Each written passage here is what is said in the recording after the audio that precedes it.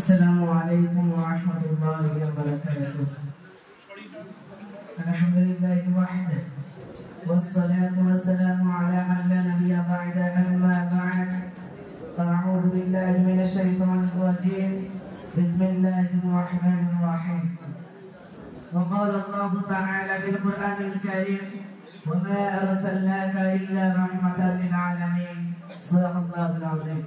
وقال النبي صلى الله عليه وسلم في الحديث الشريف إن الله بعثني رحمة مهداة أو كما قال عليه الصلاة والتسليم. শুকর রব্বে সমস্ত প্রশংসা জ্ঞাপন করি সেই মহান আল্লাহ তাবারক ওয়া তাআলার দরবারে যিনি আজ আমাদেরকে এইরকম একটি সুসজ্জিত মজলিস তথা জলসায়ে সিরাতে রাসূলে সুস্থ অবস্থায় উপস্থিত হওয়ার তৌফিক দান করেছেন। তার দরবারে সকলের সম্মিলিত বাক্যে ঈমান দীপ্ত কণ্ঠে সর্বত্র পাবনে বলে উঠি আলহামদুলিল্লাহ।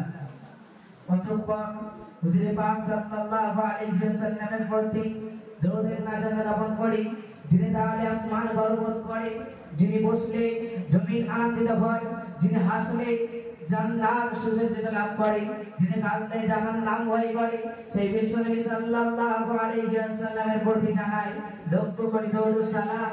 সকলে বলি সাল্লাল্লাহু আলাইহি ওয়াসাল্লাম। আজ এই সুসজ্জিত অনুষ্ঠানে তথা জলসায়ে সিরাতে রাসূলে উপস্থিত মাননীয় সম্মানীয় সঞ্চালক মহাশয় ও আমার সম্মানিত সুদক্ষ সুচিন্তাশীল ন্যায়নিষ্ঠবান বিচারকদ্বয় ও আমার ছোট বড় সমবয়স্ক সকল বিলাসের স্বামী ভাইয়েরা, সকলকে বুক করা ভালোবাসা শ্রেণীগত শ্রদ্ধা ও প্রেম করা শুভকামনা জানিয়ে আমি আমার নির্দিষ্ট বক্তব্যের দিকে ধাবিত করছি। ওমা তৌফিক ইল্লা বিল্লাহ। শুধু শ্রোতা মণ্ডলী, আজ আমি যে তথ্য নিয়ে এখানে জন্মানো হয়েছি তার বিষয়বস্তু হলো শান্তির দূত হযরত মুহাম্মদ মুস্তাফা সাল্লাল্লাহু আলাইহি ওয়াসাল্লাম।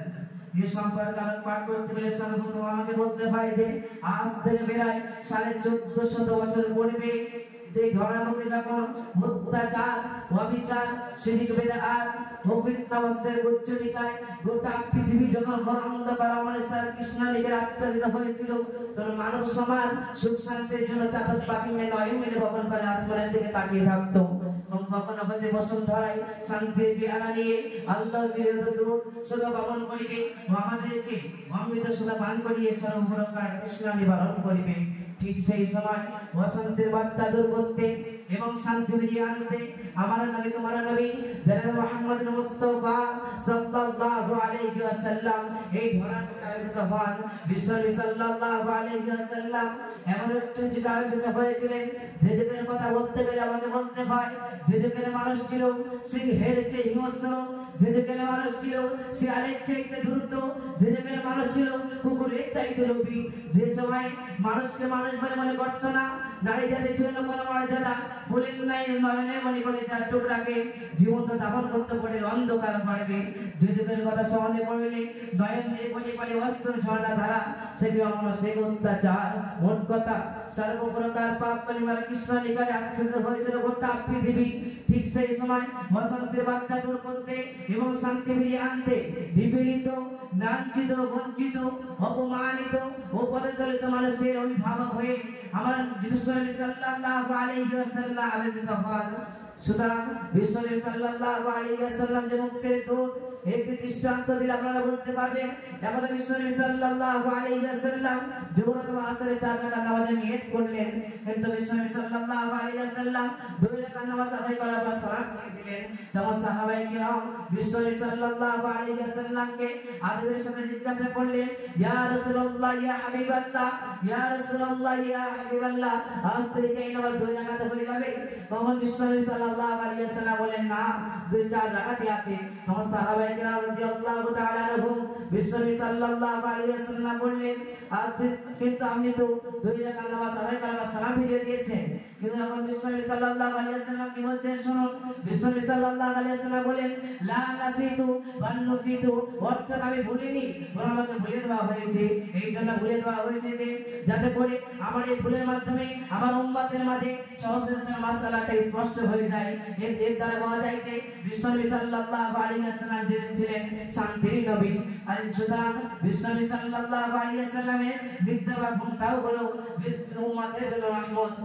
এমনকি বিশ্বনবী সাল্লাল্লাহু আলাইহি ওয়াসাল্লামের ভুলটাও হলো উম্মতের জন্য রহমত। এই জন্যই তো বিশ্বনবী, এই জন্য তো আল্লাহ পাক রব্বুল আলামিন কোরআনুল কারীমের মধ্যে বলেন ওয়া মা আরসালনাকা ইল্লা রাহমাতাল লিল আলামিন, অর্থাৎ আমি আপনাকে বিশ্ববাসীর জন্য অনুকম্পার ভান্ডার হিসেবে প্রেরণ করেছি, অর্থাৎ শান্তি নবী হিসেবে প্রেরিত করেছি। এই জন্য আল্লাহ বিশ্বনবী সাল্লাল্লাহু আলাইহি ওয়াসাল্লাম তার হাদিসের মধ্যে বলছেন ইন্নাল্লাহা বা'আতানি রাহমাতান মুহদাতা, অর্থাৎ আমি সমস্ত বিশ্ববাসীর জন্য দয়ার নবী হিসেবে প্রেরিত হয়েছি। সুতরাং আমরা বিশ্বনবী সাল্লাল্লাহু আলাইহি ওয়াসাল্লামের সুন্নাতকে মেনে চলবো, আমরা বিশ্বনবী সাল্লাল্লাহু আলাইহি ওয়াসাল্লামকে আইডল হিসেবে মানবো, আমরা বিশ্বনবী সাল্লাল্লাহু আলাইহি ওয়াসাল্লামের জীবনকে ফলো করব। সুতরাং আমাদের বিশ্বনবী সাল্লাল্লাহু আলাইহি ওয়াসাল্লামের জীবনকে ফলো করে চলতে পারি, তাহলে আল্লাহ কি আমি আল্লাহর কসমকে বলতে পারি আমাদের জীবন সৌভাগ্যমান হয়ে উঠবে ইনশাআল্লাহ। এই পর্যন্ত বলে আমি আমার সংক্ষিপ্ত বক্তব্য এখানে ইতি করছি। ওয়া আখিরু দাওয়ানা আলহামদুলিল্লাহি রাব্বিল আলামিন। আসসালামু আলাইকুম ওয়া রাহমাতুল্লাহ।